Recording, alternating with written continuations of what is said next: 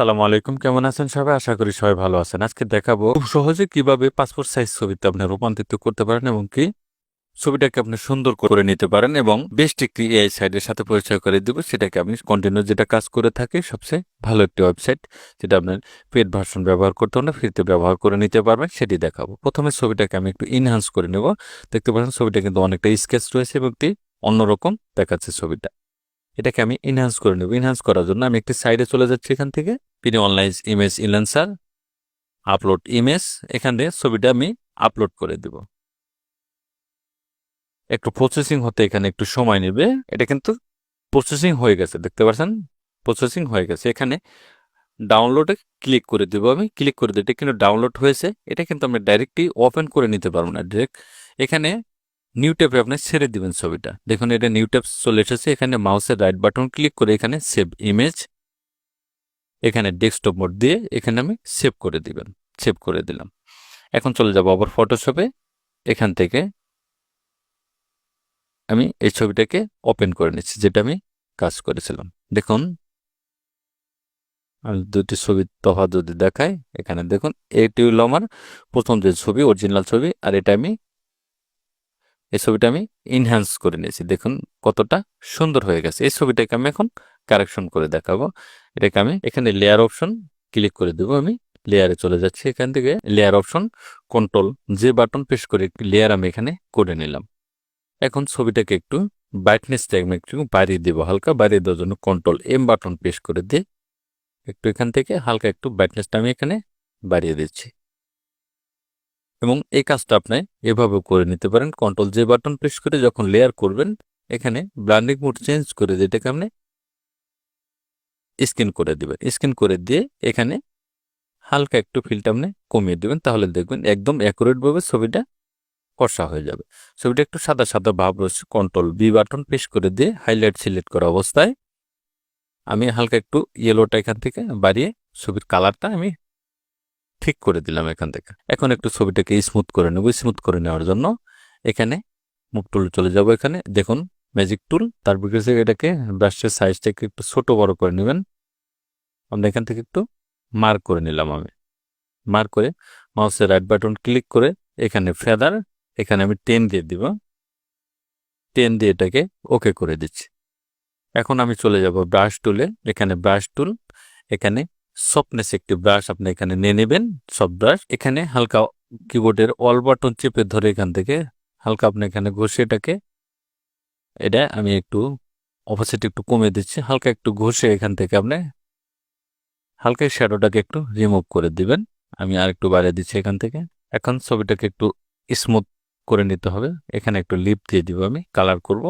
এখন ব্যাকগ্রাউন্ডটা রিমুভ করব।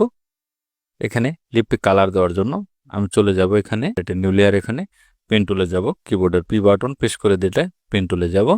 এখানে লিপটাকে আমি একটু সিলেক্ট করে নিচ্ছি, মার্ক করে নেব।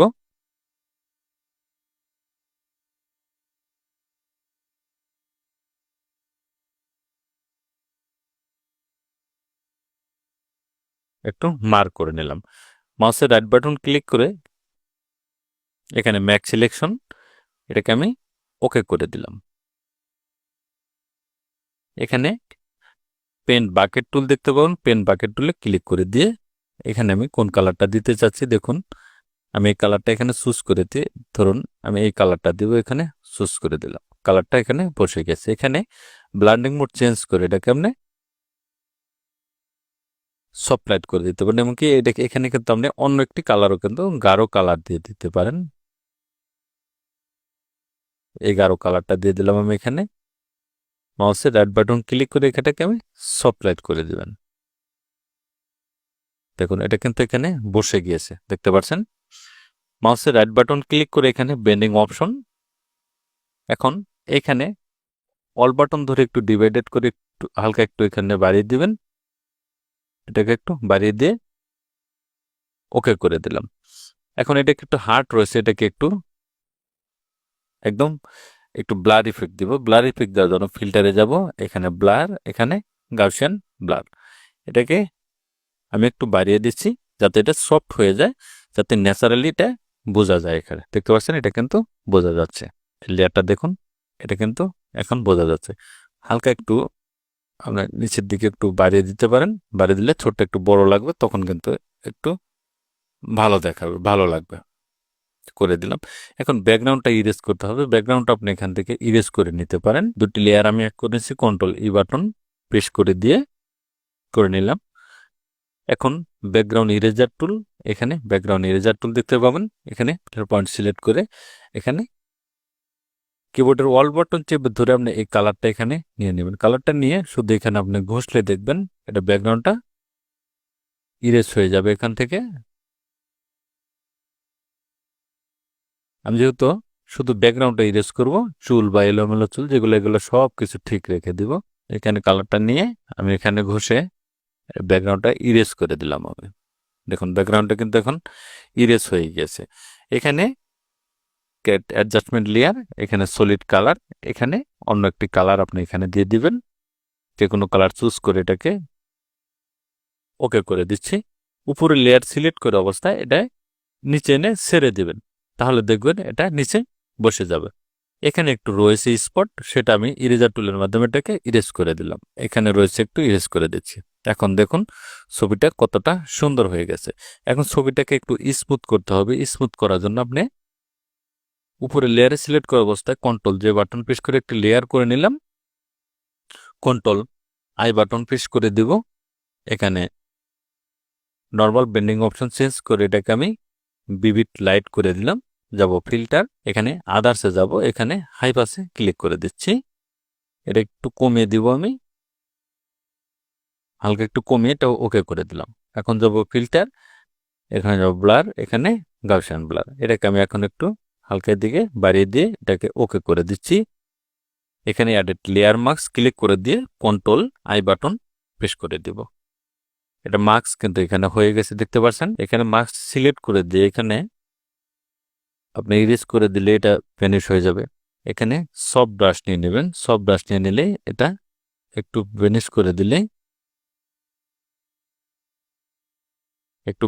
এটা একটু ক্লিয়ার কিন্তু এখানে হয়ে যাবে দেখতে পাচ্ছেন। এটা এখানে একটু সফট হয়ে যাবে।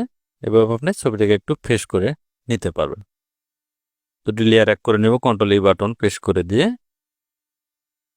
ছবিটা সেভ করে দিচ্ছি। আমি কন্ট্রোল শিফট এস, এখানে নাম দিয়ে দিচ্ছি জেপিজি মোড,